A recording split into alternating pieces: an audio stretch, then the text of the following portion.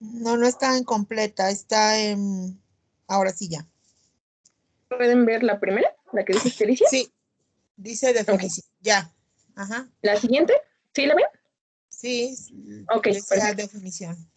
Sí, bueno, la ictericia como tal no es una enfermedad, sino que es un signo clínico, ya como, ahora sí como una enfermedad o más como un síndrome. El síndrome ictérico está condicionado por el incremento de las bilirrubinas séricas, ya sea la bilirrubina directa o la bilirrubina indirecta o ambas. Clínicamente va a manifestarse por una coloración amarillenta de la piel y faneras, que esto va a ser causado por la fijación de la bilirrubina al tejido graso subcutáneo. La epidemiología la prevalencia es muy alta. En el recién nacido término se presenta con una frecuencia del 60% y en un pretérmino en un 80%, lo cual constituye, como les mencionaba, una incidencia alta. Bien, recordando un poco de la fisiología y de la que tiene que ver con la patogenia, bien, vamos a recordar que los eritrocitos tienen un tiempo de vida de 120 días, más o menos. Y estos, al descomponerse, pasado ese tiempo en el vaso o en la médula ósea, van a liberar el grupo hemo. Recordemos que todo nuestro cuerpo, o bueno, nuestro cuerpo trata de reciclar las cosas, entonces el grupo hemo se va a volver a utilizar, se va a descomponer a través del complejo hemooxigenasa, lo cual va a dar origen a hierro con tipo 2. Este va a ser transportado por la transferrina, que es una proteína transportadora. Va a llegar, finalmente, se va a formar una bilirrubina no conjugada. Esta, al llegar al hígado, se va a conjugar a través del complejo enzimático de la UDP-glucoroniltransferasa. La conjugación va a ser principalmente a través de ácido glucurónico, pero también puede ser con otros. La conjugación en este hígado va a formar la bilirrubina conjugada. Esta bilirrubina conjugada, cuando sale del hígado, va a pasar al intestino a través de la bilis y ahí va a formar estercobilina, pero también va a tener una oxidación con las bacterias. Las bacterias también van a desconjugar bilirrubina, entonces una parte de esa bilirrubina desconjugada va a volver a través de la circulación y otra vez va a quedar como bilirrubina indirecta. Una parte también se va a formar en urobilinógeno, lo cual le va a dar pigmento a la orina. Esta bilirrubina que pasa a través del intestino finalmente también va a dar la coloración a las heces.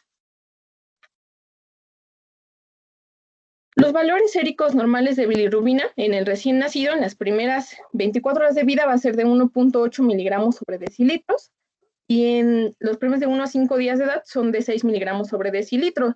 Es importante recordar esto porque en el adulto lo normal es tener igual o menor a 1 miligramo sobre decilitro, entonces esta es una aclaración muy importante.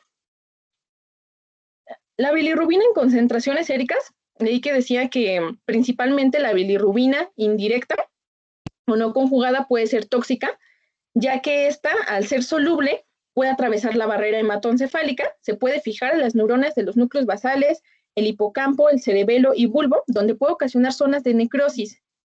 Y también debemos recordar algo importante de la bilirrubina, que es un desacoplante de la cadena de respiración, entonces puede interferir con la respiración oxidativa de nuestra célula y formar finalmente, cuando sus niveles son muy elevados, encefalopatía aguda o kernípteros.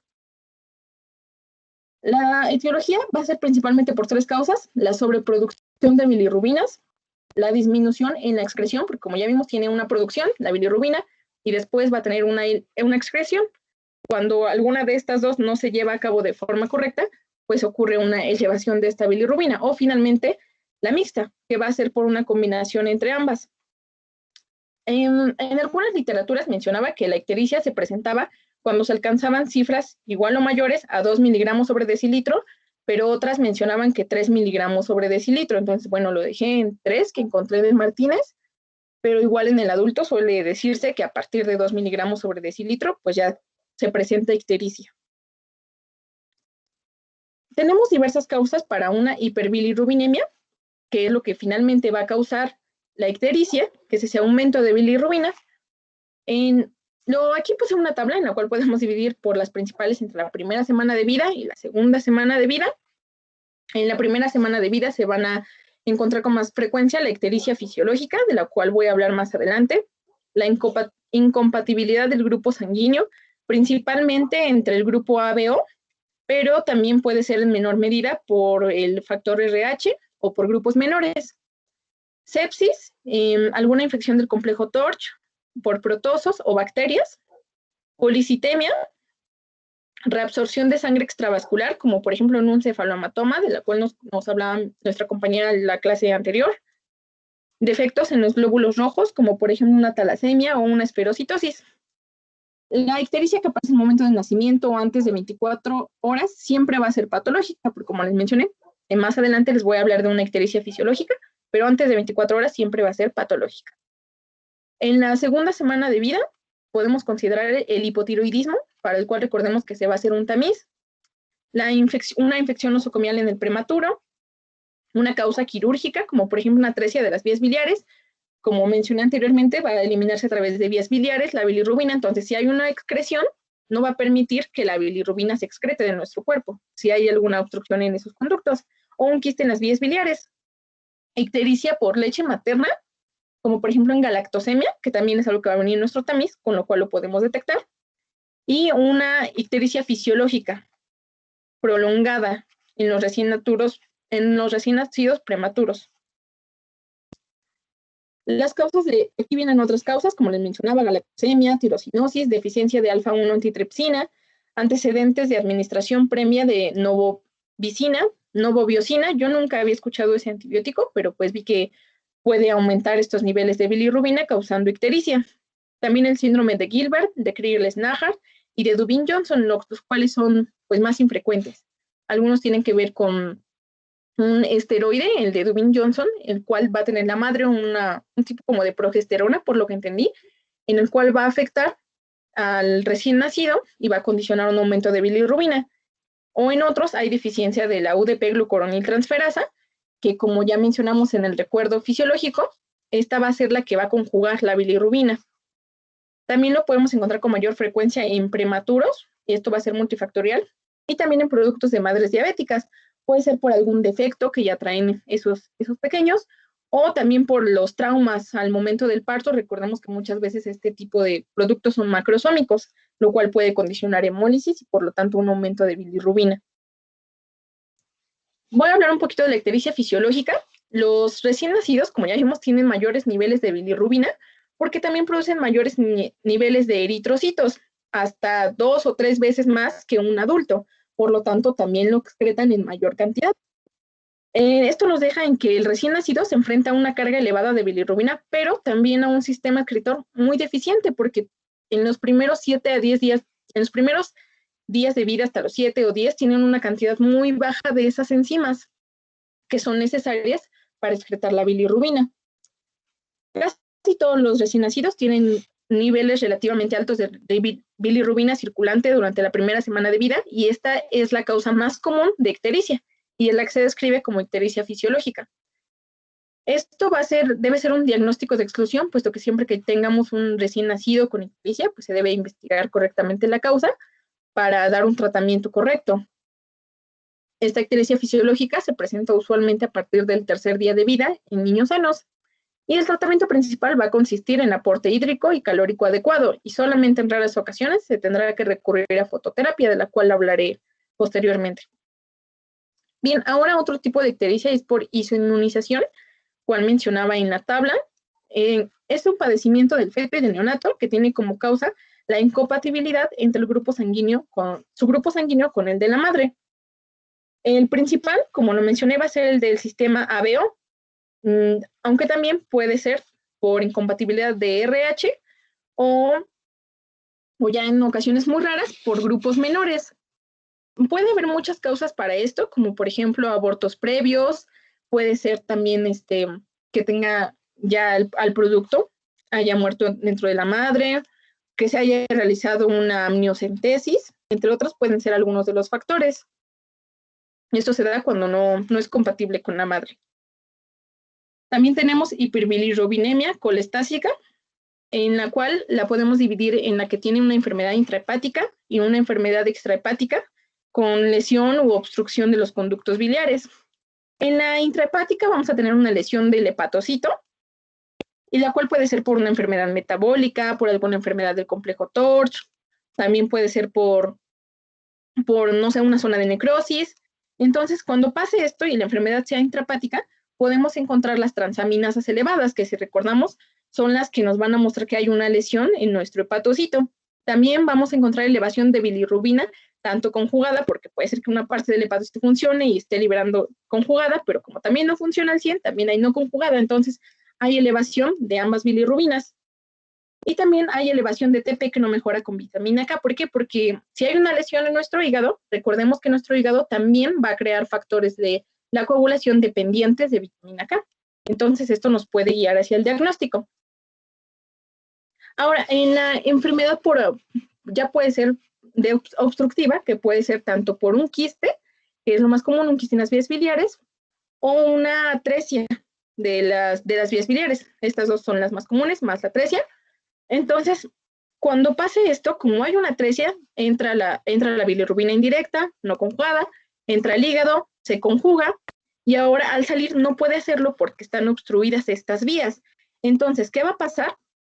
Mencionaba nuestro recuerdo que al pasar por todo el trayecto por el intestino, finalmente iba a dar color a las heces. Entonces, ¿qué va a pasar? Si no llega a esto, no va a poder darle el color a las heces y estas se van a ver, como mencionaban, que como arcilla o como masa, se va a ver sin color, que es la foto que se ve. De hecho, hay fotos en donde se ve casi blancas las heces. Y también vamos a mostrar coluria, que es un aumento en la coloración de la orina.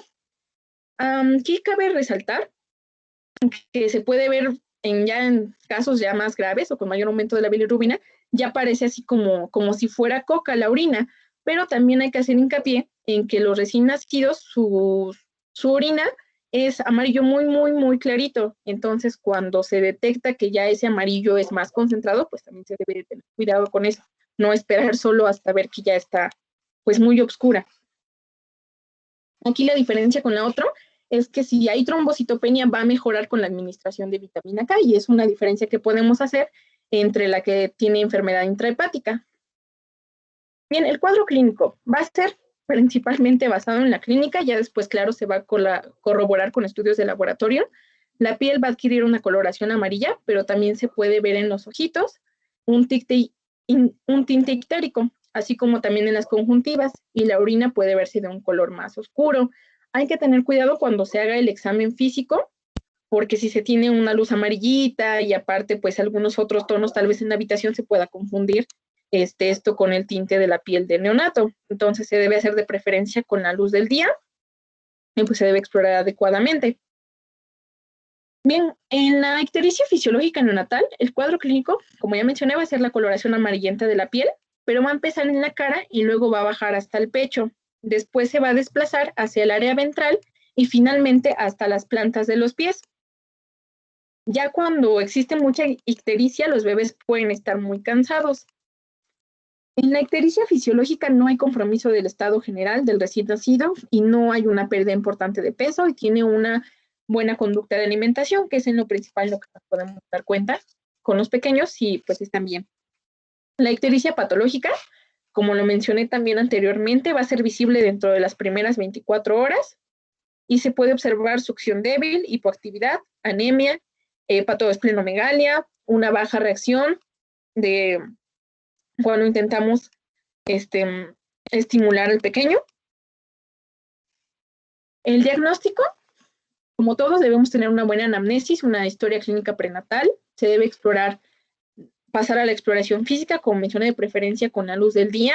He escuchado comentarios que algunos médicos dicen que los primeros días no se debe vestir a los bebés con el color amarillo, puesto que se puede confundir, pero pues eso no lo encontré en ninguna literatura, solo lo que he escuchado, no sé si sea cierto. Y la toma de laboratorios, finalmente, donde se corrobora una bilirrubina total mayor o igual a 3. Entre los exámenes tenemos los de laboratorio y los de gabinete. Como ya mencioné, son muchísimas las causas en las cuales se puede presentar ictericia. Entonces, dependiendo también de los resultados que tengamos en los de laboratorio, pues vamos a decidir si hacemos otro tipo de estudios o no. Mencionamos que puede ser por isoinmunización, entonces es importante el tipo sanguíneo y el RH.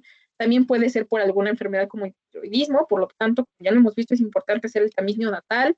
Y en base a eso podemos también llevar a cabo estudios de imagen, como por ejemplo un ultrasonido. Entonces, dependiendo de la causa, también van a ser los exámenes que se van a realizar. Tenemos entre las pruebas de laboratorio, el principal va a ser las pruebas de funcionamiento hepático, después nos va a reportar las proteínas y la bilirrubina. Algo muy importante que olvidé mencionar es que la bilirrubina se va a transportar a través de albúmina. Entonces, esto va a tener también una importancia clínica. También tenemos que realizar biometría hemática para ver si esa podría ser la causa de la ictericia, los tiempos de coagulación, como ya mencioné, también muchas veces cuando hay defectos en el hígado, o por ejemplo una obstructiva, puede haber una depresión de los factores de coagulación dependientes de vitamina K, el tipo sanguíneo y el RH. Dentro de los de gabinete, principalmente cuando es un problema de tipo obstructivo, se va a utilizar un ultrasonido donde se puede ver fácilmente una tomografía computarizada o una gamografía del árbol biliar. Aquí tengo un pequeño algoritmo en el cual vamos a ver cuáles podrían ser los pasos en la ictericia del recién nacido.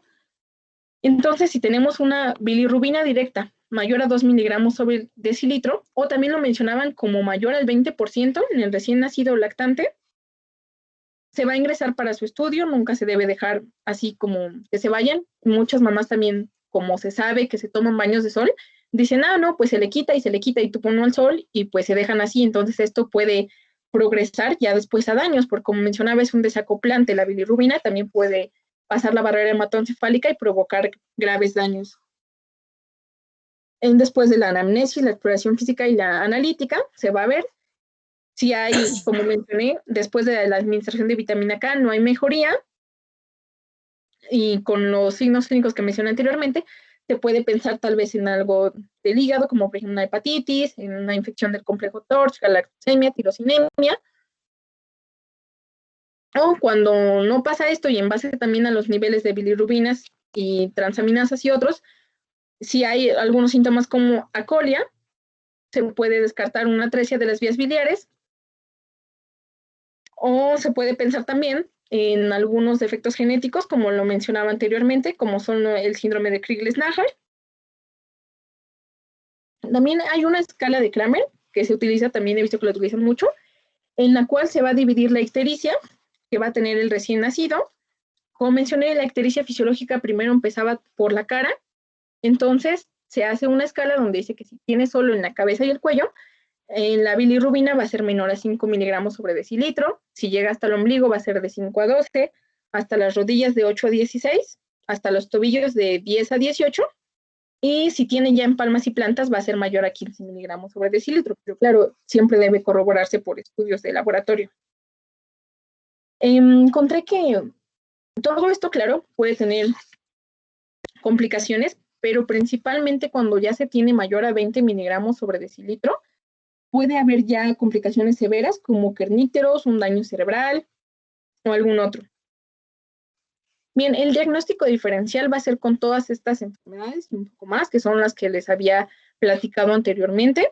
Aquí trae otra tabla por días de nacido, entre las más frecuentes y las poco frecuentes. Y pues ya de ahí, en base a los estudios de laboratorio y a la historia clínica, pues podríamos hacer el diagnóstico diferencial entre qué es lo que le podría estar pasando. Como ya mencioné, la ictericia no es una enfermedad, sino un signo clínico, y hay que investigar siempre cuál es la causa. En el tratamiento. Para el tratamiento se debe de buscar primero cuál es la causa, para en base a ello dar un tratamiento adecuado y oportuno. Entre esos tratamientos tenemos la exsanguinotransfusión, el fenobarbital, altas dosis de inmunoglobulina intravenosa, protoporfirinas, que si bien aún están en estudio, pero han mostrado resultados muy prometedores, y la fototerapia. La fototerapia va a ser de los principales métodos utilizados. Aquí tengo una tabla en la cual se va a manejar la fototerapia en recién nacidos de 35 a 37 semanas y otro en recién nacidos sanos a término. La fototerapia va a consistir en introducir a los pequeños en una máquina, la cual les va a proveer de rayos UV. Los rayos UV van a ayudar a conjugar la bilirrubina. Como mencioné anteriormente, la bilirrubina no conjugada es la que va a ser soluble y puede atravesar la barrera hematoencefálica. Y la bilirrubina conjugada no tiene esa peculiaridad de poder atravesar la barrera hematoencefálica, por lo tanto, es la que algunos autores consideraban como más peligrosa, pero como ya vimos, la conjugada en el intestino puede una parte volver a desconjugarse, entonces pues ambas son de importancia, pero esta fototerapia va a ayudar para conjugar esa bilirrubina que el pequeño aún no tiene la capacidad de hacer en los primeros días de vida, o no con tanta, o no como tal vez el cuerpo lo requeriría su cuerpo. La exsanguinotransfusión mencionaban que es un método que puede ayudar a salvar muchas vidas, pero sin embargo también puede tener complicaciones como muerte en alrededor de 1 a 3% de los casos en los cuales se realiza este procedimiento. Y va a consistir en cateterizar un vaso o dos, generalmente a nivel umbilical, y recambiar una cantidad de sangre fresca total que equivale a 2 veces el volumen total sanguíneo del paciente. El fenobarbital se utiliza para reducir los niveles de bilirrubina indirecta. El mecanismo por el cual actúa es múltiple, ya que incrementa la excreción hepática de bilirrubina por la estimulación de la glucuroniltransferasa, que como mencionamos es la enzima que va a conjugar la bilirrubina indirecta, o también por parte de los receptores del citoplasma del hepatocito. Esto, como bien lo sabemos, el fenobarbital debe administrarse bajo un estricto control médico. Tarda en actuar alrededor de 3 o más días, por lo tanto su uso no está justificado en la mayoría de los casos, porque en caso de tener una bilirrubina muy elevada, pues se necesita actuar rápidamente, como por ejemplo una exsanguinotransfusión. Y en caso de que se llegara a utilizar, se administra en dosis de 4 a 6 miligramos sobre kilogramo al día, en 3 a 4 dosis por vía bucal. En el caso de las inmunoglobulinas, estas se van a utilizar en caso de isoinmunización, y la terapia con altas dosis de inmunoglobulina administrada de forma intravenosa es efectiva, modificando el curso de la hiperbilirrubinemia en la mayoría de los casos en los que se cuente con anemia hemolítica con una prueba de COMS positiva. Las protoporfirinas, como les mencionaba, actualmente están en experimentación. Sin embargo, los ensayos clínicos han demostrado que en niños pretérmino o a término con incompatibilidad del grupo ABO o con deficiencia del complejo enzimático que va a conjugar la bilirrubina, disminuyen la producción de bilirrubina, puesto que son inhibidores competitivos potentes de la enzima hemoxigenasa, que es el complejo que va a hacer el proceso ese que les dije de reciclar el grupo M. Bien, una de las principales complicaciones que se pueden tener cuando estos niveles de bilirrubina ya son muy altos, les comento que encontré muchas literaturas que 20, en otra decía que mayor a 24, pues ya era casi seguro que van a tener alguna complicación para el futuro. Se le puede llamar kernicterus, se le llama en inglés, y aquí se le llama encefalopatía aguda bilirrubínica. Tiene dos fases, que es en la fase aguda. En la fase temprana podemos encontrar letargia, hipotonía, una succión débil, que es, como les mencionaba, algo en lo que nos vamos a basar a esa edad. En la fase intermedia, irritabilidad, un ligero estupor o hipertonía. En la fase tardía, oxitotonos, retrócolis, llanto débil, ya no hay succión, apnea, fiebre, coma, convulsiones, incluso la muerte.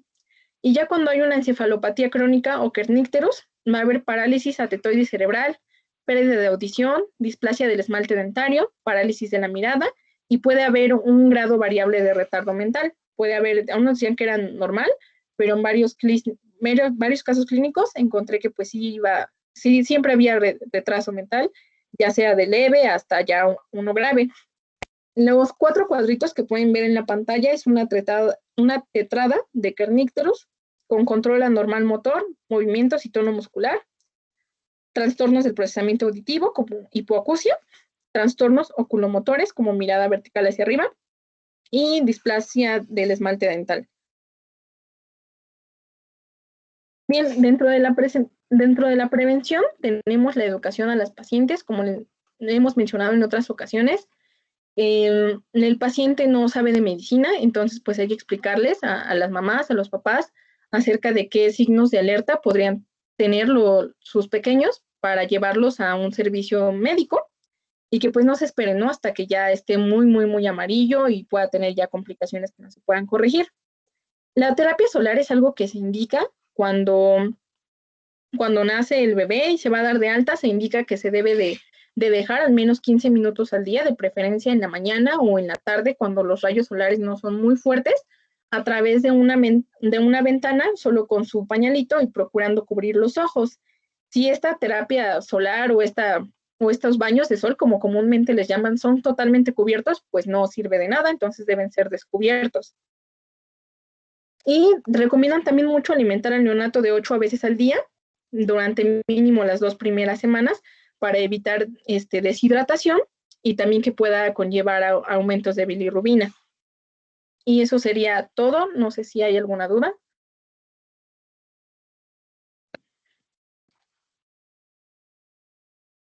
Puedes dejarla donde está la de...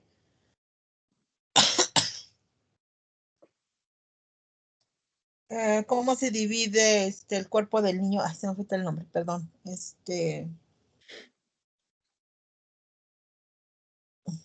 ¿Ahí?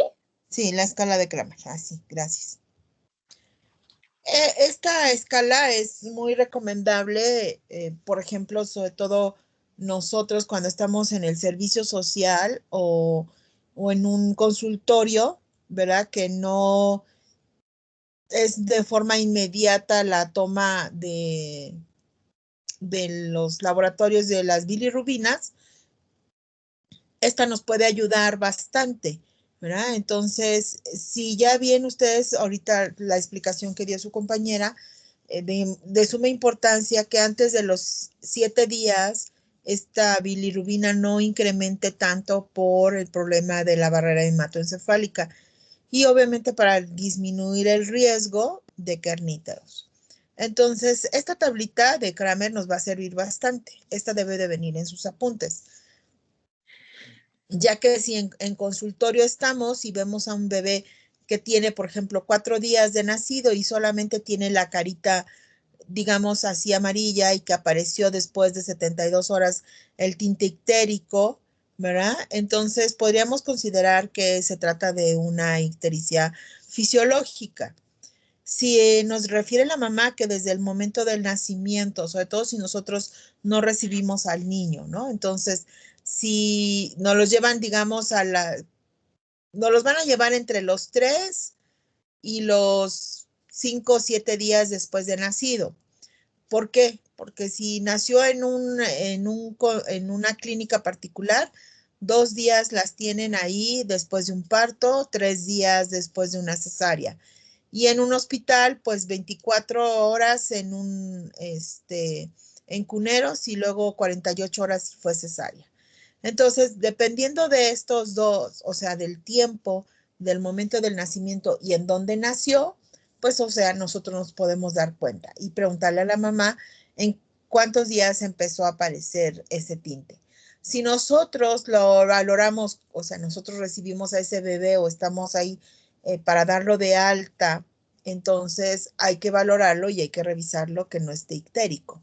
Si está ictérico, es una indicación, obviamente, que se tiene que tomar en ese momento las bilirrubinas y el protocolo de estudio, sobre todo tomando en consideración si la mamá sabe su grupo sanguíneo y su RH. Entonces, si no lo sabe, pues se lo tomamos. Si ya lo sabe y, no sabemos el del bebé, pues hay que tomarlo y considerar pues la toma del grupo sanguíneo del padre. Esta escala de Kramer, como les insisto, es muy importante que quizás no nos las aprendamos, ¿verdad? Pero sí es importante tenerla en una hojita ahí en nuestro consultorio y valorar a nuestros pacientes. Y de razón tienes el hecho, difícilmente tú vas a quitar esa costumbre, ¿verdad? Y ese mito que se tiene sobre el egreso del pacientito de que sea de ropita amarilla, ¿verdad? Entonces, muy, muy, muy difícil lo vas a hacer. Entonces, los primeros días no es que lo vistan de amarillo, sino si van a salir, si lo llevan a consulta, en el momento de egreso del hospital, lo van a vestir de amarillo, aunque tú le digas que no, lo vista de amarillo. Y te lo van a llevar al consultorio con todo amarillo, o sea, zarapito, ropita, las calcetas, los zapatitos, el gorrito, todo te lo llevan de amarillo. Obviamente lo tienes que descubrir y obviamente quitar toda esa ropa y ponerlo en una área con la luz de preferencia que sea natural para que puedas observar realmente si está histérico o si está pálido o alguna otra coloración que tú notes en ese momento, en esa exploración. Como les dije, los niños que nos los llevan entre los 5, así muy tempranamente al 5.º día y ya un poquito tardíamente después de los 7, 10 días. Obviamente a veces ya después de esto, cuando te los llevan ya así como que canarios, ¿verdad? Todo amarillo o incluso hay veces han llegado al hospital en un tono amarillo verdoso, ¿verdad? Parecen ya como loritos. Pues obviamente ya estamos hablando que tienen una lesión pues muy importante y muy severa de estos niños. Entonces, la importancia de este tema, ¿verdad? Es que la detección oportuna de incremento de las bilirrubinas antes de los 7 días se debe de considerar para evitar complicaciones como tales el kerníteros o una encefalopatía bilirrubínica. No sé si tengan alguna pregunta, comentario, ¿verdad? Hay muchos mitos sobre la puesta a nivel del rayo del sol, ¿verdad? Lo ideal es que sea entre las 11 y antes de las 5 de la tarde. ¿Y por qué tomamos en consideración un poquito en la tarde? Porque va a depender de qué lado le dé a la mamá o esté el cuarto del bebé o le dé el sol, ¿verdad? La ubicación de la casa. En algunas ocasiones, pues si es cuando empieza, pues lo podemos ver del lado sur, entonces está bien, pero a veces en las tardes, pues ya está del otro lado y entonces nuestras ventanas van a depender mucho de esto. ¿Preguntas que tengan?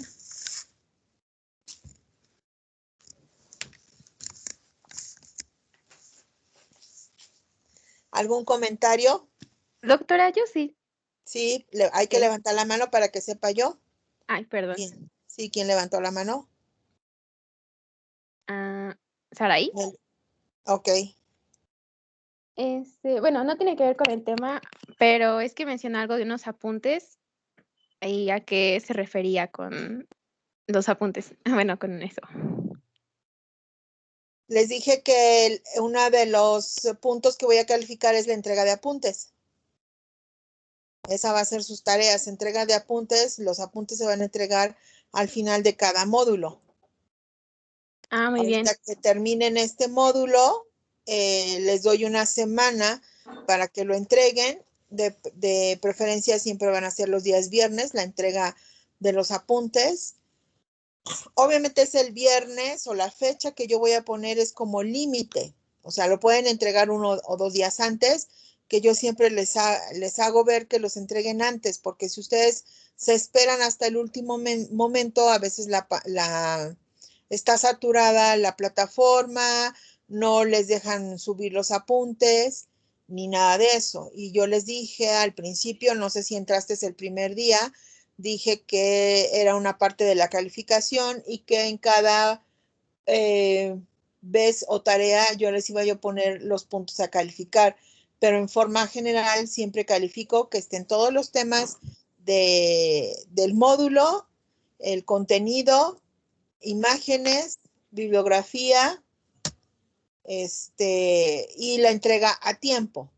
Y va a tener un porcentaje cada esto, ¿no? Entonces yo se los voy a poner al momento que les mande yo decir cuándo es la entrega de tareas o el último día de entrega de tareas, yo les voy a poner el porcentaje de cada situación para que ustedes sepan.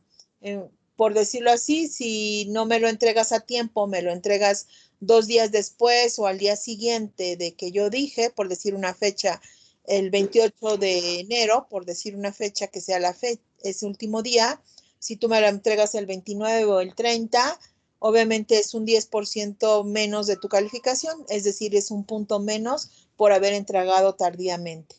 aunque estén muy bien tus apuntes. Porque siempre he tenido ese problema con la entrega de los apuntes. Por más que les insisto y les digo que los pueden entregar 1 o 2 días antes, no me hacen caso y lo entregan hasta el final y luego está saturada, luego no les sube sus apuntes. De preferencia, los apuntes tienen que ser en computadora, ya sea en Word o en PDF, ¿verdad? Yo siempre les he dicho que de PDF es mucho mejor porque así no se les mueve sus imágenes o sus gráficas que ustedes pongan. A veces cuando lo suben y lo ponen en Word, al momento que yo lo abro, se movieron las imágenes, las hojas y todo eso. Si ustedes lo quieren hacer a mano, por mí no hay ningún problema, pero tiene que ser una letra muy legible, ¿verdad? Y tomarle foto o escanear la libreta y subirla de igual forma a plataforma. Cuando estamos en la escuela, o sea, yo les pido una libreta exclusivamente para mi materia y de igual forma me entregan libretas o hojas en carpeta, puras hojas sueltas, no de carpeta, no en carpeta, o igual impresas de computadora o en una USB, ¿verdad? Pero bueno, como ahorita todo es vía digital, tienen que entregármela de esa forma en el apartado que va a decir tareas, ahí va a aparecer las indicaciones que voy a hacer. Sí, muchas gracias, doctora. Ok, Melissa, ¿tienes alguna duda? Tienes tu mano levantada.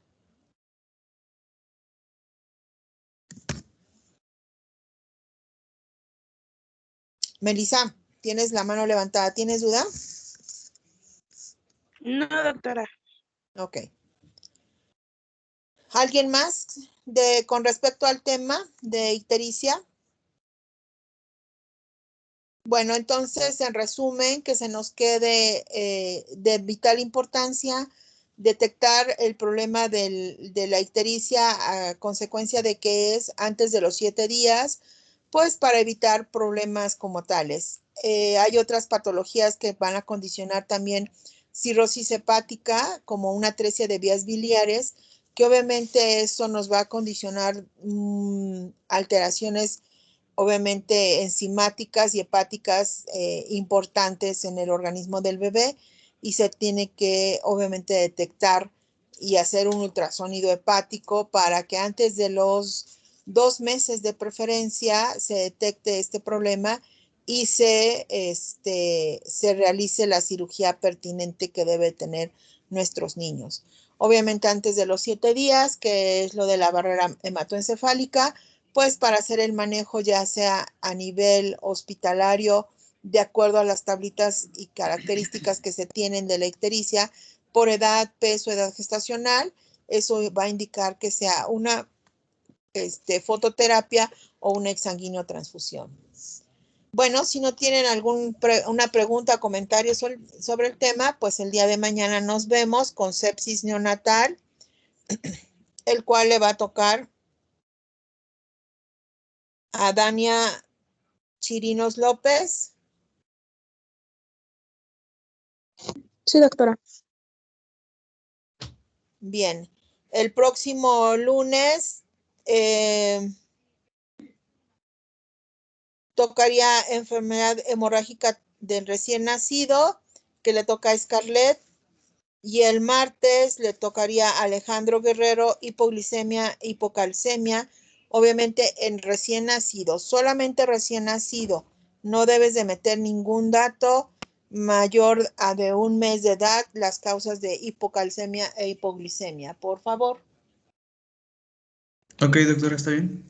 Bueno, gracias, que tengan buena tarde, hasta luego. Gracias, Hasta luego, doctora. doctora. Gracias. Gracias, doctora.